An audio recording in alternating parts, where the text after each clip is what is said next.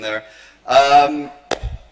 I've said to you guys before, design is all about trying things. Well, maybe I haven't mentioned this actually, but you guys should know design is always about taking risks, trying something new, finding all the options, working out what the most optimal thing is. So with that in mind, I am trying out Google presentation mode today. So if you go to this address, you should be able to ask questions, possibly follow along with the presentation. I'm not quite sure how it works from your end. But yeah, let's give it a shot. So if you feel the need to ask a question, you can just type it, should be able to just type it in, and I should just see it here. Apologies for starting a little late. Andrew started a little late, and these things tend to roll on. Formal game models. So what we're talking about today is ways in which we can think about games. So we've already talked a bit about what games are. And today I'm going to go over something called the MDA model, which is a method for thinking about games. How do we learn how to think about it? Is that a question or? Sorry, my voice is slightly gone. Okay. If we want to join that, who will take the permission? Are you logged in using your ADE account? I still need permission. Okay, so it's not working. Working for some people? Okay, I think it's probably an issue with the ADE login. So, back on topic, question for you guys. I'm going to throw it open a little bit. How do we learn how to think about things? That's a smart answer, given that we're sitting in a game design class. Play is always a good word to shout out, but it's not quite what I'm looking for. Have a think about what happens to players. What we talked about, the information loop, how decisions that players make inform their further decisions by eliminating choices, by adding more information to their knowledge. When we make decisions as designers, we learn what works and what doesn't. And this is why design is about testing things. This is why design is about trial and error. Well, not necessarily trial and error, it's a bit more structured than that. But it's why it's about trying out different options, prototyping. It's iterative, it's rapid. For example, should I touch a hot stove? Yes. Okay. If I touch it, this is what happens. And then for the rest of my life, I've learned, do not touch the hot stove. So we learn by making a choice, and then that information feeding the further choices that we make. If you don't, well, eventually you will learn with things like this. So, a formal models of thinking are kind of a fixed, structured way of doing this. They're something that we can actually study that will help us make these decisions. And they come from people like this. Okay, I'm going to run through these quickly. Guy on the left, everyone know who that is? Warren Spector, yes, father of Deus Ex. More or less, really one of the pioneers of emergent gameplay. He was one of the guys that really got us talking about emergence. Do you guys know what emergence means? Okay, emergent gameplay is gameplay that's not strictly written by designers. So Mario, there's not really much you can do. You run from left to right and stomp on the Goombas as they appear. But Deus Ex, there's a door, there's a key somewhere, there's also explosives, there's a whole bunch of other stuff. There's like 1,000,001 ways you can solve that. It is very emergent. And emergence is really wonderful. Warren Spector talks about it quite a lot. It's worth looking up. Question? What about Life is Strange? That's an immersive gameplay? Not very emergent. Very, very... interactive stories are almost entirely the opposite of emergence for the most part. Next to that, we have Tim Schafer. I'm not even going to bother asking if you know him. You should know him. He makes games that are funny. Guy in the middle, anyone recognize him? He doesn't get his photo in a lot of things, but he is worth knowing. His name's Clint Hawking. He worked on Far Cry. He was the lead designer of Far Cry 2 and also some of the later Splinter Cell series. Very smart man, and actually has a lot of blogs online, a lot of interviews where he talks about a lot of really good stuff. Next to him, any fighting game fans in the room? Street Fighter fans? Yeah. David Serlin, he is your man. You need to know about him. He did a lot of balancing work with the Street Fighter series, and he can talk for days about game balancing. Definitely worth knowing. And the guy on this side over here, Sid Meier. Yeah, you've heard me talk about him quite a bit. His theory of interesting choices is my favorite. So these guys, they've worked in the industry for years. They have made choices already, and through making choices, they have made mistakes, and they've had successes, and they've found what works and what doesn't. So what happens is eventually they will take all of this knowledge, all of the things they know, and they'll distill it, and they'll write it down. And this becomes a formal game model that we can use. The great thing is if we study a formal game model, and we follow their model and their thinking of how to make decisions, we shortcut the experience they have. So it's taken these guys 20 odd years to build up the way that they think about games. And some of you guys haven't even been on the planet for 20 odd years. So if you study what they did, and if I, by the end of this year, can get you to make decisions at least roughly like a professional, you're already ahead of these guys. So in 20 years, I expect you to be better at making game design decisions than Sid Meier, if you keep studying Sid Meier, Clint Hawking, and all these other people. So this is why we study formal game models. It's a bit like using a blueprint. So one guy makes something, there's a whole research and development system, there's various prototypes, various ideas come around. Then you want to build something, you just look at what this guy did, and this guy provides you with a blueprint to do it yourself, so you don't have to go through all that kind of stuff. Okay. I've talked already with you guys about objectivity, and this is going to be a subject of a year-wide lecture next week. But it's very important in a creative environment. I mean, you've already had experience of group creative environments. How easy was it to make decisions? Yeah, not too bad. It's not too bad for you guys, but once you've got various people of various disciplines in there, you've got artists, you've got programmers, designers, producers, AI people, everybody all in there,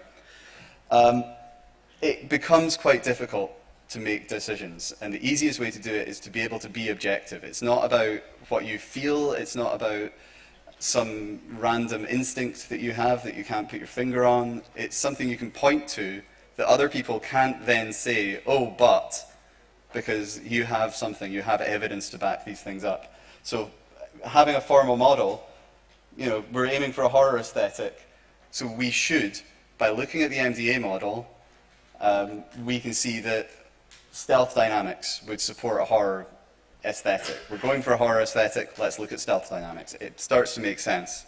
So that really helps you making these kind of decisions. We've spoken before about there being a bunch of different ways to look at a game. There's what we call there's the play experience, which we might refer to as a holistic experience. Anyone know the meaning of the word holistic? You guys heard that before? No? Basically, it means, it comes from the word of the whole. So holistic, the whole thing. I'm thinking about it all as one big bubble. And that, to me, is the play experience. It's marketing, it's hype, it's how we talk about the game with other people. It's a massive, massive thing. There's looking at games as products in the market. And that requires that we think about markets, that we think about market shares, advertising, target audience, who is going to buy this game, who's going to be interested in this. And then we can go all the way down to what we would call a reductionist viewpoint, which is reducing things to their smallest component.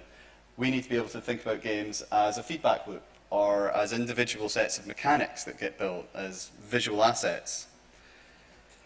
And along with different ways of thinking about games, there's different models. So the MDA model is one. Has anyone heard of character camera control? This is, yep. It's a model that was used by Ubisoft. It's not a direct template. It's not like the Ubisoft pitch games by saying, here's the camera, here's the character, here's the controls. But when they're looking over their pitch and saying, right, does this tell everything it needs to tell about the game? Does it tell me who I'm playing? Does it tell me how I see that person? And does it tell me how I control that person? The one we are going to look at, I don't know why my left and right arrows, oh, yeah, no model is true. There's no we're in the realms of grown-up academic stuff here. So I'm teaching you what I believe is best practice. If you can find another model, then that's great, study it. The only thing I would say is make sure that anything that you study, in this sense, comes from a reputable source. And reputable normally means based on 20-odd years of experience in the industry or significant academic research. It doesn't mean, well, I kind of think it works like this, So yeah, we're going to look at the MDA model. It's the one that we find most useful. We find it's very good at explaining everything that's going on in the game, and it can be a really good tool for developing. Stands for mechanics, dynamics, and aesthetics. Has anyone here not looked over the original paper that this came from? Renee mentioned it a few times. Has everyone looked at it? Okay, most of you have. That's quite good. So, the team build mechanics. And when we talk about mechanics, and this theory is only about 10, 15 years old. So there's still some issues with terminology. Most of the time when people talk about game mechanics, this is what they mean. They mean something very, very small. It's a very simple element of a game, like being able to move something around on the screen, or being able to read input from a controller. You'll sometimes hear people talk about a combat mechanic. It's not really a mechanic, it's a dynamic. Don't feel the need to correct them all the time, because people will get annoyed at you. But it is going to take time for the industry to completely catch up with terminology. One of the best things to think about, who here's done programming already? Anyone done some programming? Yep. One of the things that programming will help you get your head around is what the scope of a mechanic is. Because mechanics are more or less one or two functions in programming. But you really just need to think of them as the things that the game as a system, as a machine program, needs to be able to do. Essentially, they're the rules of the game. And when it comes to your project and the tabletop game you'll be working on, that's really what we mean. So that's where your mechanics sit, is in the rule sheet. If you can write clear, consistent rules and that make very, very clear sense, then you've really nailed the mechanics. The thing about mechanics is that, barring tabletop games where there's no way to avoid having to expose the rules to people, the player doesn't really see them. I mean, this model is primarily built for video games. And in video games, the player does not see the rules. They do not see the mechanics. They don't see the sprite renderer, or the control input reader, or even the physics engine. They really, or at least they shouldn't see it. They tend to spot it when it goes wrong, but they shouldn't really see that. They shouldn't really care about it. It's a bit like the way that when you're in the cinema, you don't think about the individual stills that you are seeing. And even in digital, you are still watching a series of rendered stills flashing past your eyes at 60 frames per second or whatever it is. You just see the movie. You just see the motion. And that's the same way with games. Players see dynamics. So this is what you were looking at already this week. So players see the play experience. They see the things that they're doing in the game. They see racing, they see fighting.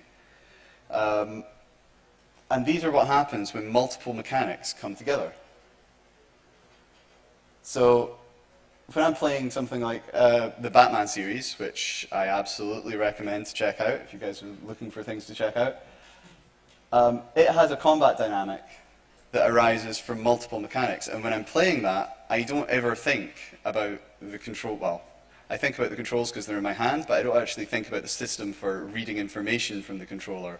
I don't think about the physics engine handling all the collisions. I just think about the combat dynamic. And sometimes there's quite a lot of them working together. But as I say, the player doesn't really think about them individually. Now the thing is, dynamics can be used to describe the core experience of playing a game. That's what we already looked at this week. But anyone want to, like I already said, the left one, the Batman Arkham series, The bottom there shouldn't be a challenge for you. Street Fighter 5, yep. I know everyone know the game on the right? Double Dragon, yes. It's not something I've noticed we're running any lectures on at the moment, but understanding the history of video games and knowing retro games is really useful. So what's the difference between, say, the Batman Arkham series and Double Dragon? Yeah, basically Double Dragon is more continuous fighting, and Batman, well, Oh, Batman, yeah, I mean, that's true. Batman breaks up its combat with other dynamics. But if you were to just focus on the fighting part, they're still not the same game, but what's different? Double Dragon is more focused on offense, while Batman has more defensive options. I don't know about that. The focus is kind of what I'm talking about here. But the idea is that these games can have very, very similar core gameplay experiences, especially if we're describing them as a set of dynamics. There is a combat dynamic to Double Dragon, and there is a very similar combat dynamic to Batman Arkham series. But the way that we experience them is vastly different. And that's where this comes in. So you've got the designer all the way over on the left. He sees the game as mechanics. So in a reductionist viewpoint, although he wants to retain a holistic viewpoint as well and be able to see everything, from a reductionist standpoint, he sees the mechanics, he sees the rules, he sees the individual functions of the game. And all the way over at the other side, the player's experiencing what we call the aesthetics. And it's basically what it feels like to play the game. So I, as the player, perhaps I might think about the dynamics, that is the core gameplay, but really what's happening is I'm Batman and I'm kicking the Joker's goons in the face and it feels awesome. And that's aesthetics. That's where all of the dynamics come together with all the audio-visual elements, with all the balancing, with all the little tweaks that we add. It all comes together as a game aesthetic. Okay, what we call game feel. Anyone heard that term before, game feel? Yep, there's a fantastic book written about game feel by a man called Steve Swink. It's a difficult read, but it's definitely worth it. One thing to not get caught up in, I said that quite often you'll hear people talk about mechanics when they really mean dynamics. A lot of people, certainly in the art world, talk about aesthetics being the audio-visual aspects of a game. They'll talk about the aesthetics of something, how it looks. That's not entirely accurate even in the art world, if you ask me, but the key thing to remember is when we talk about game aesthetics, especially in the MDA model, we talk about game feel. We're not just talking about the audio-visual aspects, although that is part of it. If you take Batman and you put him in neon colors and you make paint splat off the enemies every time you hit them, the game's going to feel different. I always cite the Batman series as being a wonderful example of sound design in games. There's this wonderful, wonderful sound every time.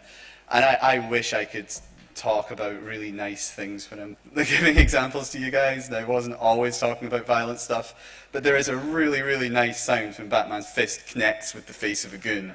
It's so crunchy and satisfying and really, really nice. I suppose nice isn't the right word to use. It's really, really satisfying in a sort of morbid, dark way. So, but aesthetics are about game feel. So you can see that the MDA model seeks to give us an overview of the game that we can break down from all the way from game rules, which have no feel really, no actual emotional capacity, all the way to something that is all feel and all emotion. Let's just go through another example here. We use Mario Brothers quite a lot. It's a nice, simple game, but everybody loves it. Anyone here not love the original Mario Brothers? Exactly. Excellent. So we have a number of mechanics in Mario Brothers, but I'm going to talk about two here. So there is a mechanic which moves the character around in the level. Technically, this mechanic itself doesn't actually care where the character is in the level. It just moves a sprite around on the screen. It's a sprite and a collision box together. It also reads input from a controller. Okay? Two completely separate mechanics that technically have nothing to do with each other in terms of their implementation. However, put the two together, and we start to get some dynamics. We start to get Mario running and jumping and doing all the cool stuff that he does. We wrap all that up in a big bow, we add in some enemies, we add in some levels, and now we have an aesthetic.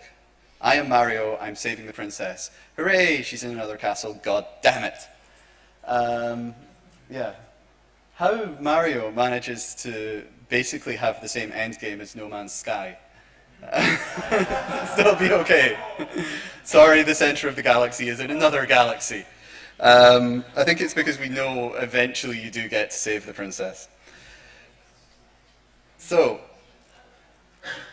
that is an MDA. That's not a full MDA breakdown of Mario, but you can start to see how the mechanics come together, they form dynamics, and then those dynamics are experienced as an aesthetic. Now, I want to mention something that is very important to you guys, to everyone in design. Design is inherently iterative, okay? And this is me doing my general designer thing. This isn't just game design, this is any design activity. It's inherently iterative. You try stuff, you test it, you look at what worked and what didn't, you analyze those results, and then you try something else, and you keep doing that until you believe you have the optimal solution, or you hit a deadline, or whatever it is that stops you. But this is what we call the design cycle. And all designers, regardless of whether you're game designers, visual designers, education designers, whatever you are, you go through this kind of process.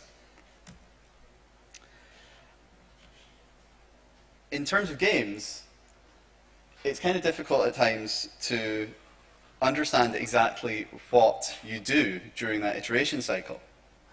And understanding the MDA model can really, really help you with that. Because you have to remember, the mechanics themselves are not fun. They're not an experience. It's the dynamics are the core of the experience. And the fun really lies in the aesthetics, the way that we experience things. So when it comes to improving the experience of your players, you want to focus on subtly altering the dynamics. And once we get to digital games, we'll have way more detail on exactly what you do as a designer in order to do that. But subtly altering the dynamics and aesthetics is what you're going for. Because this is core gameplay and playing field. The reason I'm bringing this up is that it's a common mistake for young designers. And I've even seen, last year I even saw plenty of first years doing this with tabletop games as well, to iterate upon the actual game mechanics. So you follow the process, you set up a smart set of game rules, it doesn't work the first time, so you axe 4 of the rules and write a completely new game. But I'm just going to tell you this right now, the first time you play any game is going to suck. The first time you test your tabletop game, people aren't going to have fun. They're going to have an experience though, and that experience is going to tend towards fun if you just keep making very small, subtle changes. But using the MDA model to identify the core gameplay, to identify what it is you're looking for, will really help you, because you'll realize that you maybe don't have to actually alter the mechanics.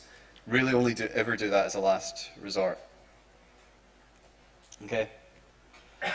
So, where do we start in this model? How do we start a project? How do we kick off an idea?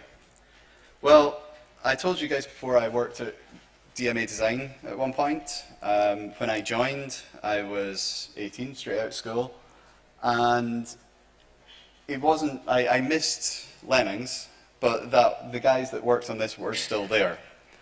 And Lemmings, everyone played Lemmings? Yeah, yeah, definitely, very, very good game, definitely worth experiencing. The way Lemmings came about was, I mean, when I joined DMA, they didn't even have dedicated designers or producers or anything. It was literally dev teams just sitting in a room, crossing their fingers and hoping magic happened. And in this case, the magic happened because some programmers looked at games that were in the market at the time, and the sprites were getting bigger and chunkier, and as a result there was fewer of them. And they said, hey, what happens if we get as many sprites on screen as we can? and someone drew this tiny little lemming thing. They weren't even trying to make a lemming, they were just trying to make a bipedal character that they could draw millions of. And then they crammed as many into the screen as the Commodore Amiga or whatever they were developing on at the time would allow. And then they started tinkering around with it, started seeing what dynamics came up. All right, okay, and they started from there. So you can actually start from mechanics, from just tinkering around with a few basic mechanics. You can start from dynamics, and this is where I really want you guys to focus on starting from, because for me, this is probably the simplest way to start a project. So take some common dynamics and build from there, either focus in on one core, or maybe try adding two of them together. I apologize, I just realized I have a YouTube link and I didn't open it beforehand. We're probably about to watch an advert. So what happens if you add race dynamics to a first-person shooter? Anyone play a game called The Club on PS2? If this is ever going to open. Yes, very weird game, but this is the kind of thing they tried to do. They took the basic idea of a race dynamic and the standards of a first-person shooter, or third-person shooter, I should say. And what you get, because if you look up here, you've got this sort of ticking clock right here, ticking down between shots. And there's some other dynamics in there as well. They kind of took a lot of the Tony Hawk dynamic of skill shots and combos, and thinking about how you string multiple moves. Shots heaven. Shots heaven. Generally not the most inspired game, I'd have said, but at least at the time it stood out for doing something slightly different to what every other third-person shooter in the entire planet was doing. Let's see if I can... This projector's slightly off, okay. So you can start from dynamics and do stuff like that. You can also start from aesthetics. GTA 3, a game I did not work on, and I'm not bitter about that. I left the company right before GTA 3 happened. But yeah, it started from this aesthetic. The funny thing is I'll be bringing out GTA 1, which was a different process in a minute. But GTA 3 was born from, they'd played with GTA 1 and GTA 2. It was more or less a restart. Very few people seem to know that. A completely different team to the guys that made 1 and 2. And very little known fact, started life on the Dreamcast. Because, yeah, we developed GTA 2 on for the PlayStation, and Rockstar, in their infinite wisdom, immediately came down and were like, 3D is the thing! Let's do it 3D! And then we looked at like the meager processing power of a PlayStation, and we sobbed quietly to ourselves for a while. Meanwhile, one of the other teams, whose previous game was an N64 title called Space Station Silicon Valley, and who hadn't actually been doing anything for about a year, they had a Dreamcast dev kit just kicking around the office, and they built a 3D living city with pedestrians and cars and actually features that didn't even make it into GTA 3 running on this Dreamcast dev kit, and it just completely blew all our minds. And funnily enough, the GTA 2 team ended up out of a job, and these guys who hadn't been doing anything for a year became the GTA 3 team and are now millionaires. But it started with that dream, with that aesthetic, the feel. Okay, we want this feel of an open city. We want you to be able to do anything, be hedonistic, be crazy, and also a feel of kind of gangster films as well. We want to be bad. We want to do heists. What I find really interesting with the GTA series is that the majority of features in GTA 5, including the online mode, were in the design documentation for GTA 3. They just weren't technically feasible at the time. Yeah, I actually remember writing a portion on, hey, wouldn't it be cool if we can do online heists? And you can actually arrange them and things. It didn't come out anything like I wanted it to be, but yeah, it'll be interesting to see where they go. But this is where they started from. They started from an aesthetic, and then they broke that down into what kind of game dynamics are in there and what kind of mechanics. So you can start anywhere, but make sure you understand the experience that you want the players to have early in the process. That means understanding the core gameplay. It means understanding the feel, the aesthetic that we're going for. A formal game model is only really as effective as you make it. So how do we actually use this as a tool to develop? Well, I already said before, being objective is good. So you can use this as a way to justify a decision to obviously to yourself first. Make sure you understand why you think this decision is good. And then you can use this as a method of explaining it to others. I don't ever really want to hear any of you saying stuff like this in the game lab. I really don't want to ever hear you say, let's do something because I think it would be a good idea. You have to explain why it's a good idea.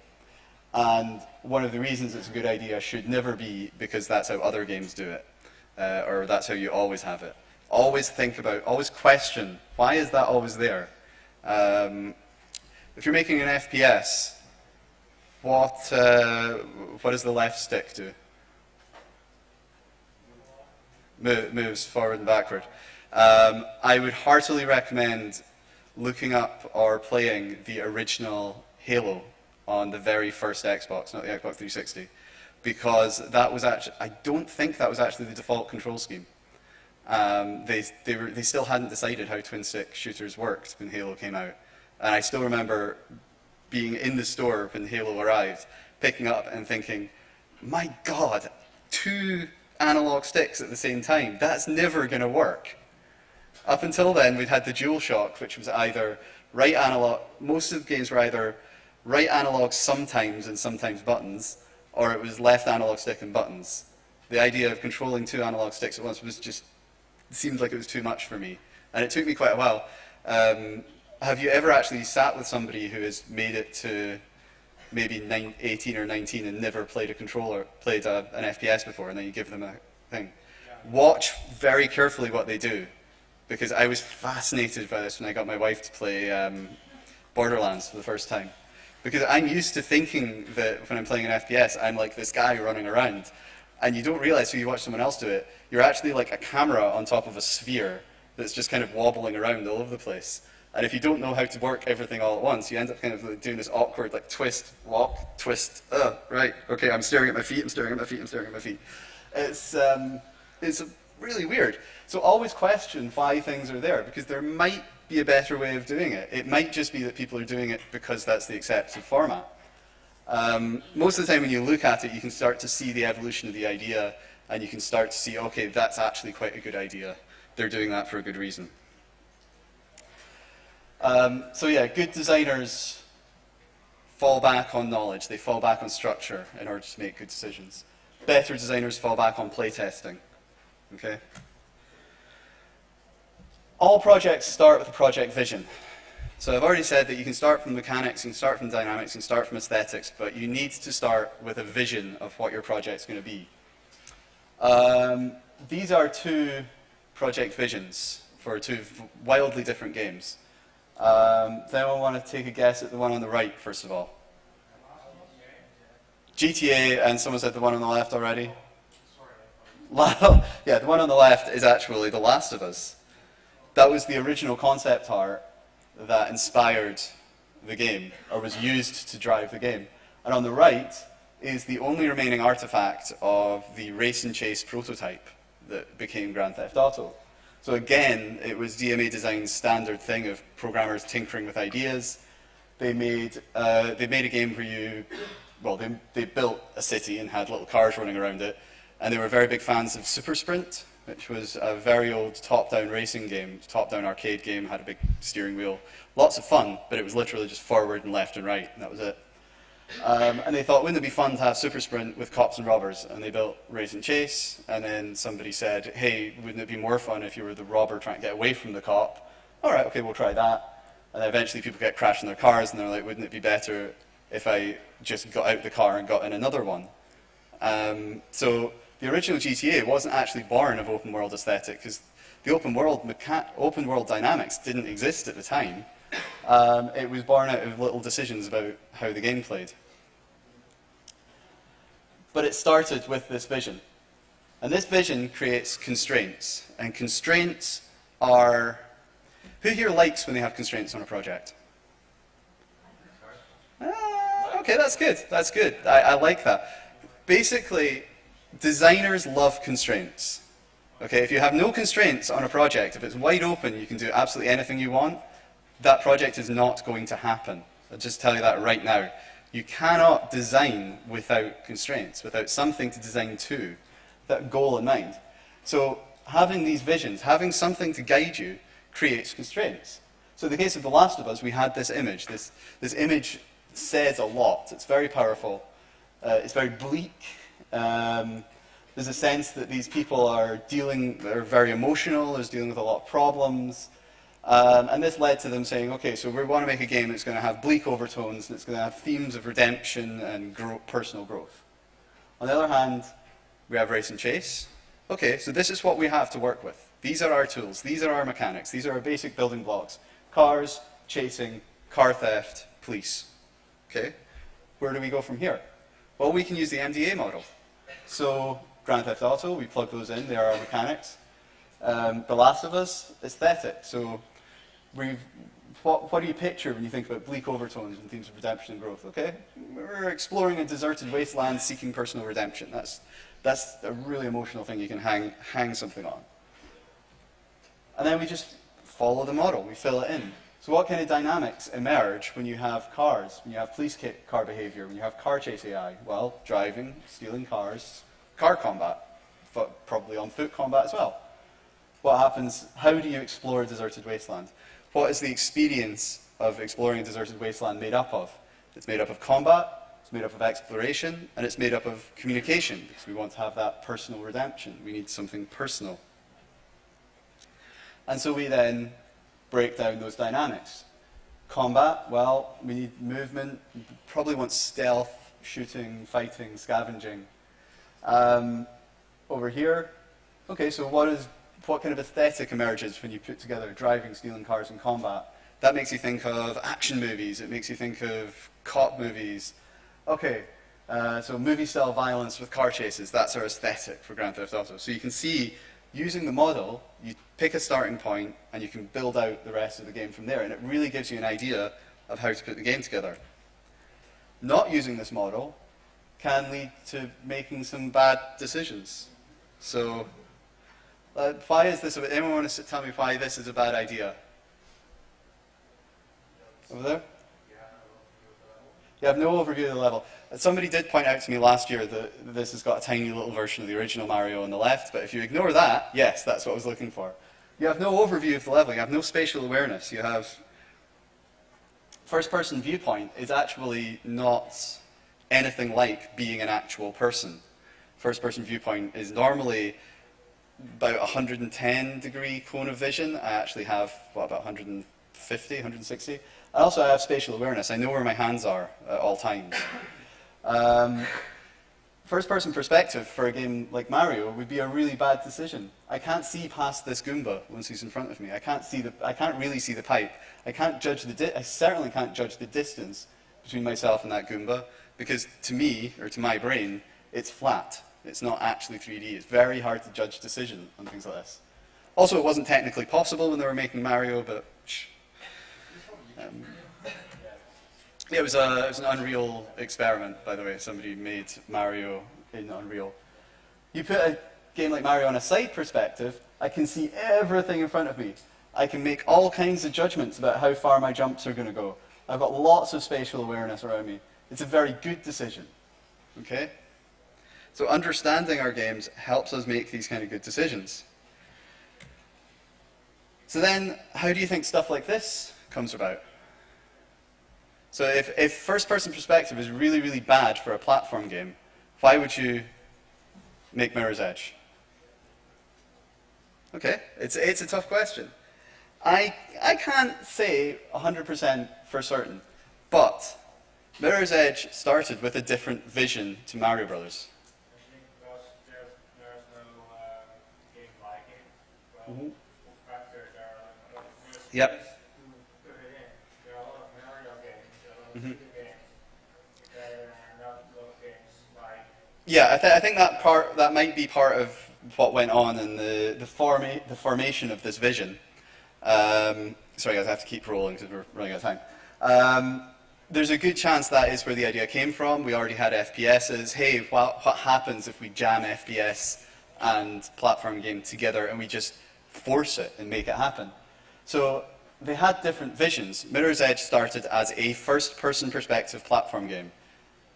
Though that seems like it's not quite going to work, but we'll do something to make it work. We'll do everything we can to make it work. Whereas Mario was just a platform game. So you start with two different aesthetics. First-person platform game. We want it to be dizzying. We want it to be vertigo-inducing. We want it to do all these things that we kind of don't want Mario to be. We want Mario to just be this fun little game about a tiny hero exploring a strange land. But when we plug them into the system, okay, actually, the dynamics of the game are quite similar. I'm stretching it a little bit. They feel very different to play. But generally speaking, you've got running, jumping, sliding, climbing. Kind of quite similar. So this is where sometimes another model might help. So if you were to look at the character camera control model, you have two very different characters, you have two massively different cameras, and you actually have two very different control schemes as well, because Mirror's Edge is all about these very, very precise, very careful controls. Mario is very, very slidey and loose and doesn't feel as precise. The other thing, of course, is that Mario Brothers is a really bad example to use when talking about the MDA model and how to design a game, because it was invented in 1983 and the MDA model wasn't invented until 2004. So actually what happened with Mario was some artists made some pixels on a screen, and Miyamoto was like, hey, can we make him jump? And it kind of took it from there. So, do we feel like we have an understanding of what the MDA model is and how we can use it? Okay, good. These slides are on the CMGT folder. From there, you can link to the original paper, which is at least worth looking over. Game Feel, there is a copy of this Game Feel book down in the library, at least one. It's difficult to read at times. He goes into a lot of detail, but it's really interesting to think how feel and aesthetic and emotion arises from something that is essentially a machine that has no emotion, has no feelings. Does anyone have any questions about this stuff? Yes? Are dynamics always two or more mechanics put together, or? I'm going to say no, but off the top of my head, I can't think of a situation where one mechanic instantly becomes a dynamic. These things are a little bit interpretive at times. Sometimes you can have different opinions of them, as we saw in class. But yeah, there probably will be a situation where it's maybe one mechanic, but it's most likely two or more. Also, I saw a few slides back where you were using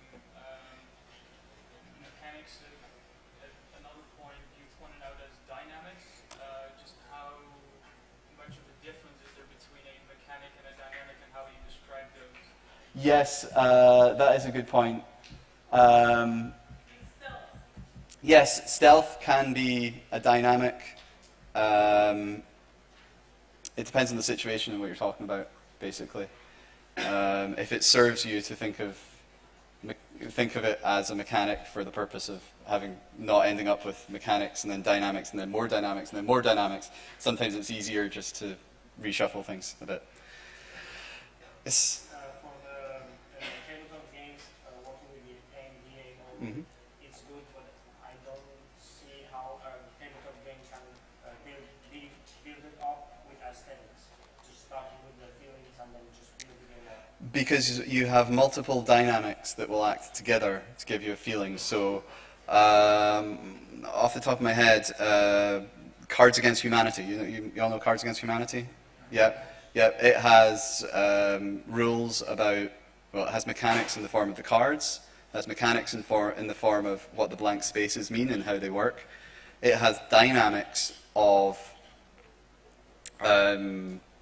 comedy, of judging, but the aesthetic is it's a fun, offensive party game. So it has an aesthetic of a fun, offensive party game. Does that make sense? Yeah. Yep.